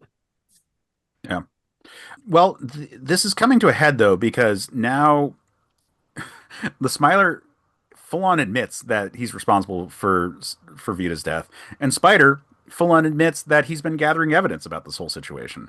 And Spider kind of thinks that he has the upper hand now. He's like, I've got Mhm. all this evidence, and I'm in this interview, and you just admitted this shit. What the hell's going on here? This is weird. But he kicks Alan in the balls, and he's like, this is great. No, no, I want to point this out. He doesn't kick him in the balls. He stomps him in the balls Yeah. because the Yes. angle, he didn't kick up, he kicked down. Fair, yeah. Like, it's a distinct difference for me. Yeah, good. Fuck him. So Spider's talking out this whole situation and is like, why is this happening? Because this is great for me, but like what's going on here? And the Smiler says future president promises colonist doom, and then says, and that he's going to fuck Spider really hard, and then he says, anyway, what interview? And reveals that everything has been disabled since Spider came in there. So the recording devices, the source gas, everything is just not working. I thought this was interesting because I think his interview with the Beast helped helped the Smiler prepare for this interview. Hmm. Because Yeah. he had to take that little dig on the Beast with like had a little infection and everything. Yeah, And he's like, no, we're not going to take any chances. And like literally they say bacterial camera memory infections. Like we counted for everything. yeah, And I was like, maybe Spider's like petty revenge against the Beast is what actually cost him a story here. And that's very interesting. So yeah. Well, and that is one of the things about this encounter. Spider loses this encounter because he revealed too much of his hand. yeah, exactly. Yeah. Uh, one thing I want to call out is just an interesting detail of the thing. Like Smiler lists off all these things, and he says stenography nanomechs, which just in my mind is just like little robots typing. Yes. Yeah. I love that. But yeah, it ends with the Smiler walking off saying, "We didn't say anything. We never were here." Fucking hell. Like, yeah. And then what's he going to do? Write a story without evidence? No. Right? Like, yeah. It's I mean, he crazy. could. Yeah. That is what Spider does to a certain degree, but like it's implied he has the evidence, even though he says, "I protect my sources." Right. And it ends with a note that the presidential election is tomorrow. Lots to do. And then we open the next issue with Royce showing up with a bag of pills and a thing of tequila. And 6 cigarettes and looking So strung good. out as hell. Yeah. Yeah. So good. Yeah. And the tequila said made from premium petroleum distillates, pure formaldehyde, and other fine quality ingredients. It I also gives us our also, second instance of somebody eating a bug for no reason in this volume. Yep. but I love that I mean, it's so clearly meant to be Hunter Thompson, but here it's the editor who's Mhm. Gonzo, Yeah. and Spider's pretty lucid. In this scene, for sure. Yeah. Yeah. Yeah. It turns out that Channon and Yelena are having a party. They didn't tell Spider about it. They hid all of his weapons and they filled the place with people. And now Spider is just sort of stewing. Now they don't know about the incident with the Smiler, at least to the same degree, because they don't know about the research Spider was doing into Vita. So they don't know like what Spider is stewing about. So at first you just sort of see it from their perspective, and then we cut back to him later and we get to see sort of that he's literally like beating himself up over his encounter with Callahan. Yeah. But here we just get to see Channon and Elena getting ready for a party, and I I find Shannon's dress interesting. It's got like all these like cutout triangles, and including one over her nipple. I And then how did I not notice that? that is a good question. Yeah, that's a nipple. I just for those who listen to audio, I took a very careful look. Yeah, holy shit. Uh, Also says luscious on it. yes. And I love Yelena, who, by the way, we get a nice shot of her like swigging the tequila, and we get to see her armpit hair, which I like just as a character detail for her, like that Yeah, she's that type. And then when she don't give a Royce is fuck. talking to her, don't confuse me with someone who gives a fuck. And then she bites into the cricket from Hmm. inside. Gross. Yeah, we get a little more of the Channing Yelena back and forth, which again I really really like. I love And that it's this has been festering. yeah, Yeah. it's been building up, and I really like it. Yeah, And I like that we are still dealing with the fact that Channon is well, brings up the spider sex thing, and Yelena really just can't not think about it when they talk. There is a part of me that kind of wishes that they had more dialogue that wasn't about guys. Get yeah, that for sure. yeah. A little Big Dellion. Yeah. But then we get a shot of the party, and like every single person here must be someone who works at DC. I Yeah. was totally trying to figure out who the fuck these people were. Like there are several later shots where you can identify some people, and I'll call out a couple that I can identify for sure. But like I don't know from on this page like who everyone is, but like everyone must like they're clearly photo reference pictures that are going on here. But you know who else is there? Your boy Tico. Yeah, Oh yeah. Case loves Tico. Tico's great. Yeah, I was trying to figure out the RL specifically. I was like, it's not Rob Layfield, obviously, and I was kind of like RL Stein. That's not him. Like I was trying to figure that out. Yeah, Ralph Lauren. But then we cut to Spider, who is talking about how he blew it, how he fucked up this whole situation by being just an amateur and kind of and playing his hand too soon. We get this random party guest who brings a bunch of grenades to the party, and they just let him come in, and it's just like, yeah, it's fine. Do we know you? And it doesn't matter. And they toss the grenades into the guest room, which is where Spider is sitting, and he says, "There is a god." We get what's her face, the pollster with the weird eye, From the last arguing, volume. Yeah. yeah, arguing with a guy about the tradition of voting with machines. And this I found interesting because we have obviously like voting machines have advanced since then, but there is this ongoing debate about, for example, mail-in voting or if we should enable like online portals or anything like that. And that is a conversation that is going on. It's not particularly profound that someone would have a conversation about that, Right. but I do like that we call this out, and I do find like I find the line tradition, one of those words conservative people use as a shortcut to thinking, is a pretty good line right there. Very good one. Yeah. Um, yeah, this combined with a line a little bit later about reducing voting hours to like 2 hours for better TV. Yeah. I was like, yeah, that's voter suppression. I know what that is. Yes, Like, yes. I that one really caught me just because like we talk about the horse race nature of politics all the time and elections and how it's Mhm. so like it frustrates the American people that they don't know the results at the end of the night because it's being presented as you only find like this is the night where we find out everything. Mhm. it's like it's a football game. Right, exactly. But then we turn the page and hey, there's Joe Quesada right fucking there. And you can Yeah, tell that that because he's got the Daredevil logo on him. yeah, that one I got. Like, yeah. And I think that's Ellis on the right, but I'm not sure. Not to the right of Casada, but on the far right of the panel. Yeah. Is that a Hmm. priest collar? I think it is. But Yeah. no, maybe it's not. Maybe it's just I, some shirts. it's hard to Hard to say. tell. Yeah. And there's clearly more people. Like there's a foglet right there who is definitely someone. I just Yeah. Yeah, have no idea who that person is. totally. Lots of like fun references being thrown in there for artists who know all the all the people that they work with. We get a little bit of a conversation about how the interview with Jerusalem was the only thing that kind of was a help to the beast, and that we get a call out to the Smilers family living in California, which is an interesting detail. I don't Yeah, know who this woman who's talking to Royce is. Um, I I- wondered that as well. yeah, I instantly liked her. she's interesting and she makes really good points, and she has bird Yeah. wings for hair and feathers growing off her arms, which Yep. might be a costume or it might be her. It's hard to really say in this weird future. But she brings up that the Smiler's family lives in California and never connects with him, that he never goes to see them, like that they're basically abandoned. And I think that's really interesting. I Yeah, also they like put so the much emphasis on her. I'm surprised. I was kind of like, did I forget somebody? Like, yeah, I love the air quotes, the in California. Very Right. like my girlfriend, she's in Canada energy. Yeah. yeah. I like that the election is sponsored by an American Gladiators knockoff. Obviously, like even crazier because it's Gladiator Doom Arena. They're not against each other, but against an audience armed with 700 handguns.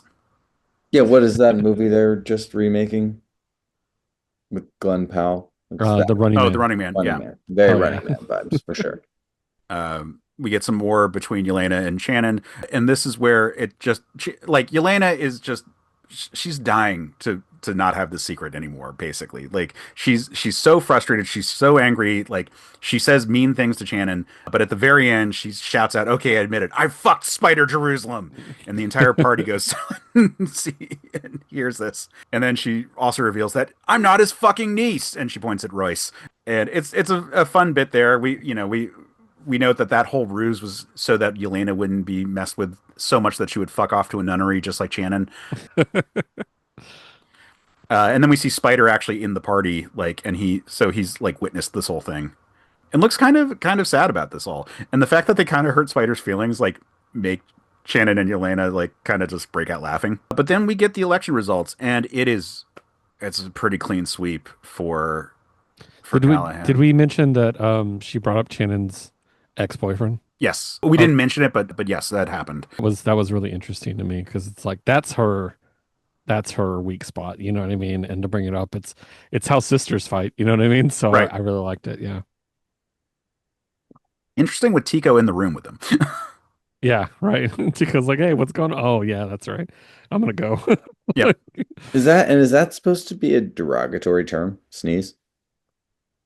I Maybe. I think it's a derogatory term for a foglet in this Yeah, section. that's But what I yeah. mean. Like, is Yeah. that slang in this world? I just love those little bits of color. Yeah, Yeah, that they kind of make makes sense. a lot of like allusions to them being like a sneeze or like a fart or anything like that. So yeah, I think that makes sense as just a derogatory term for a foglet.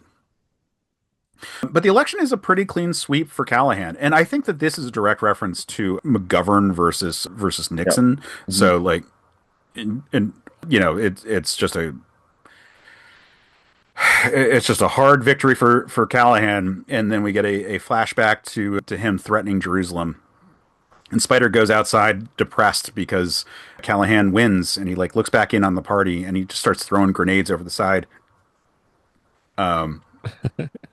shouting at the world, and feeling very alone. He shouts out, "And now I'm all alone." But then the assistants come out and join him, and they each grab grenades and throw them out into the wild blue yonder. And I like that as here is them as a team. Like again, Yep. Yeah, totally. this is the status quo. It's Spider and his filthy assistants. I realize that it takes 4 volumes to get there, but this is the team. Yeah, 100%. Yes, this feels very the gang. We've gotten the gang together. And they throw grenades out there, and it looks like a firework display. Yeah. Yeah, I mean, I think it's interesting how so many people seem shocked the Smiler won. I thought it was basically it felt like a foregone conclusion. So I thought that was weird. Yeah, it's fascinating because I think it's quite realistic, right? It's like the Yeah. delusion you can live under when the result you don't like is happening, and you're always like, well, maybe that's not true. Because Yeah. I'm pretty sure there's not a single time throughout the series where it's not most likely that Beast is going to lose. Am I crazy?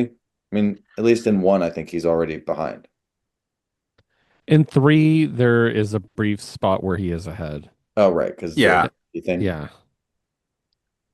yeah. I mean, it's a race to the bottom with these two because neither like the Vita stuff aside, like the Smiler's not that popular, and nor is the Beast. Like there, it's kind of like low voter turnout. Like Yeah. again, it's a rock in the hard place. So like no one really is excited about who they're voting for in this situation.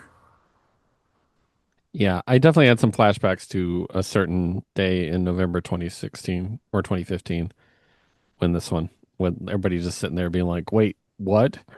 Like the Some ways, worst yeah. possible thing has happened. Like, yeah. Yeah, where it feels like impossible. Yeah, like what? What do you mean? This yeah. Ugh. Yeah, although I would honestly compare it more with like a Bush Kerry situation, like in terms of like who's Mm, excited about either candidate here. Yeah. Oh, I mhm. mean the party. I mean the Oh reaction yeah, of the sure. party Yeah. was it took me back to my reaction that night, where I was like, "You're kidding me? Are we this stupid?" Like that kind of thing. Yeah. Mm. And then we get a little Christmas story, and this is kind of just like a little aside to everything we've been seeing here. Spider is alone with a space heater and a floating desk, just typing out on his balcony with a Santa hat and a Hawaiian shirt on, and he's at first just like kind of fine being by himself, and then he decides he's gonna go and do some shenanigans. And this is just a Spider shenanigans issue. It's been, probably 3 arcs since we've had like Spider shenanigans. Yeah, exactly. And I mean, it's fine. It's obviously it's a weird place to put it in this big dramatic moment, but yeah. Yeah, I mean, it ends with him saying Santa Claus is dead. I killed him. I killed him with this, and he grabs his dick, and then it says that 6,000 traumatized children taken to hospital after Jerusalem interviewed. I Weird love place to end. I love next winners though. Oh, the second one is great. Yeah, Yeah. Yeah, so yeah. So Spider kind of like discusses like the winters of previous years. This is where we get the reference to the snow being burning back in the day. Yeah, and just how like having a snowball fight with the assistants, Yeah, like off screen, which is fun. Like I knew exactly who it was without him having to tell me. I thought that was cool. And then he says it at the end, but still, yeah. right. And then Spider's love of big guns. Like yeah, they don't let they don't let Spider have quite the arsenal that Hunter S. Thompson had, at least at this point in the series. He had a few more guns right when he first showed up, but they switched to the Bowel Disruptor after a certain point because it's a little bit less, you know, prone. Horrifically violent. Yeah. But this is a fun gag, and at the very end, after he like rocks out this like Nerf style like Gatling gun like snowball shooter, like the assistants like haul in just like this old school cannon to blast him. Yeah. I did like this one though. Yeah. I mean, as somebody who gets wistful winters a lot, like yeah, it was really cool. Yeah, so that's volume 4. So Jesse, as our guest, is there anything that stands out to you about this volume that we haven't really like tackled in our conversation about it? no, I think we pretty much covered it all. I mean, I love that this is clearly a turn. This is like a big bend in the story, you know. I think these stand alone well as single issues, but a lot of exposition is being done. I guess not exposition, a lot of setup is being done for Yeah. the neck for to launch into the real meat of things. I mean, the feud with the Smiler is the big story of the book. So like, yeah, that's we're here. We're in the story now. Yeah. Keith, as someone who's just reading along on this one, how are you feeling? Um, I really, really enjoying it. I like that again, it was a volume that was less goofy. It was more meat. But also had some really great, the best like intimate character moments for Spider that really made me give a shit about him as a character and not as a cartoon. Um, and so yeah, and then the continued development of the trio, as a group. Even little things as that inset of them at the bar together, and they're all smiling and having a good time. Hmm. It's just nice to know that they're not constantly picking at each other and being like, die. Like they're actually having a good time. I really, really like that. So yeah, my favorite volume so far. I really like it. Um, Grim, and I think it's gonna get grimmer with the Smiler in charge. So we'll see. Yeah, yeah, that's that is a tantalizing thing for us to face as we go into the next volume. But yeah, like we said, the sort of the actual politics of it are its own dramatization of it all. Like it's not necessarily realistic, but it is verisimilitudinous in a certain way. Like it feels like it's real, or it feels like that there's like real insight going into this whole thing. Definitely. Yeah. I really have fun with this volume. Like it's the shift between it's the shift between the Beast and the Smiler, and we are going to see a big change as the actual antagonist of the series like becomes the thing. But up until now, we've had the Beast and we've had Spider, and they've had their dynamic with each other, and they haven't they only come together twice in the whole series. But you get the vibe of what their dynamic was and what Spider's role in the status quo was, and now that status is no longer quo. Yep. Yeah, I Yeah. think that's the key point, right? It's like man comes down from the mountain, puts everything to bed, kind of. Like sure, at the beginning it's oh, culture shock of it's been 5 years, but really it's building to this to kind of in a lot of ways put the past to bed and be an active participant in the future. Yeah, so fun times here. Keith, in terms of like we kind of spoiled that the Smiler was going to be the main antagonist once he was introduced. But how are you feeling about the plot of this whole series? Like where do you think things are going? I I I do think that we've talked about this before that Cyberpunk rarely has a happy ending. You know what I mean? Like a truly happy ending. And so obviously I don't think we're gonna, and everything's fine and everybody's gonna be okay. I don't think it's gonna end that way. It's gonna be grim. It's gonna be dark. I think we're gonna have a shot of positivity. But as far as the way it's going, again, I like the meat. I like getting meat. You know what I mean? Like a lot. And how do I put this? I hate constantly making comparisons to other things, but I'm going to do it again. In the HBO show The Newsroom, which is one of my favorite shows of all time, there's the arc where the Tea Party start making inroads into politics, and you realize like these are people who are horrible and are doing horrible things, and they're still succeeding no matter what we do. I get the same impression as I felt during that kind of era. Is just kind of like, ugh, like this. It's up to us to stand up. And I think one of the great things about this volume is how much it focuses on the people, the new scum, right? The Yeah. people and it's not like Spider can't do it all by himself, and the Beast is not a good answer. He's a better answer, but he's not a good answer. So it's going to be up to the people. And that's kind of the hope I'm thinking we're going to go forward is the people. I'm a little worried they're going to get messed up with propaganda from the Smiler, which yeah, I'm not going to jump ahead, but yeah, um, I'm enjoying it though. I love the political drama of it. It's again something that very much appeals to me. Nice, nice. And Jesse, for digging back into the series, has this been a fun reread for you? Really fun to read. I'm definitely going to go back and read the whole thing. I just yeah, just hits all the right notes for me, honestly. And I had forgotten how great the art is. Yeah, 100%. Yeah, we got to shout him out. Like Derek Robertson, who is just It's incredible. goddamn dynamite and creates like such a lush world. Awesome. Well, Jesse, thank you for coming on for this conversation about Volume 4. I really appreciate getting a chance to talk to you about comics in general and particularly about this one. Thanks for having me. It's very enjoyable. Where can people find you and follow you if they wanted to look you up?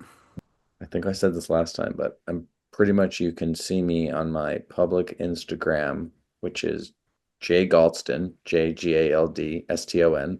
And it's pretty much just Instagram stories featuring my children. So That's have of fair. that what you will.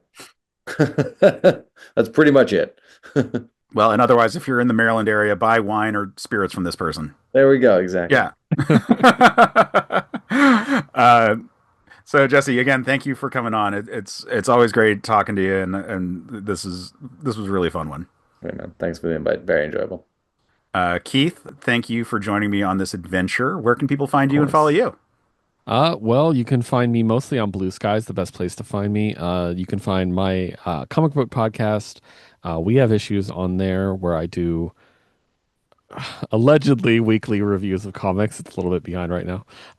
And so yeah, once again, we have issues on Blue Sky. You can find my account as Keith Has Issues. I don't use that as much, but I want to start using it. Make sure to also follow me on Instagram. Once again, starting to use it if I can, which is We Have Issues Pod. Other than that, the best places to find me is on our Discord, which I'm sure Case is going to tell you about in a moment. That's right, because the Certain Point of View Discord is a great place to interact and hang out with everyone. If you go to the show notes for this show, or if you go to certainpov.com, you can find a link to the Discord and come and just interact. It's a free server, so you can come and just have a good old chat. We talk comics, we talk video games, we talk even sports. Keith, you started the sports channel on that one. Yeah. Yeah. So all kinds of fun conversations going on there. It's a great time. We have pages or we have threads dedicated to all of the shows on the Certain Point of View podcast network, but also just like for general nerd topics, we've got different channels available for anything that you could possibly want to talk about. There's a space for it, and it's a really like fun, chill Discord. Yeah, no, I always say it's the only Discord I check every day. So, yeah. Yeah, so that's a great place to go. You can find me there. Otherwise, you can find me on most socials at Case Aiken, except for Instagram, where I'm holding on for dear life to my AIM screen name from high school, which is Quetzalcoatl5, Quetzalcoatl 5. I was pretentious in high school, as evidenced by the fact that I was obsessed with Transmetropolitan. But yeah, you can check that out. You can find me on other shows. I host Another Pass and Men of Steel, both part of the Certain Point of View podcast network. And I also do all the YouTube stuff for the Certain Point of View media YouTube page. So check out all the stuff I'm doing there because it's a lot of fun. We got Men of Steel as a Superman and Superman adjacent show, and Another Pass as a movie analysis show. So all kinds of topics there. And then I'm doing D&D videos and other stuff, just whatever. It's all there at the Certain POV Media YouTube channel, which you're probably watching here, so so you know where you can find it. But otherwise, thank you so much for tuning in. We'll be back next time with Volume 5, and until then, this has been the Word from Tomorrow. Have a great week.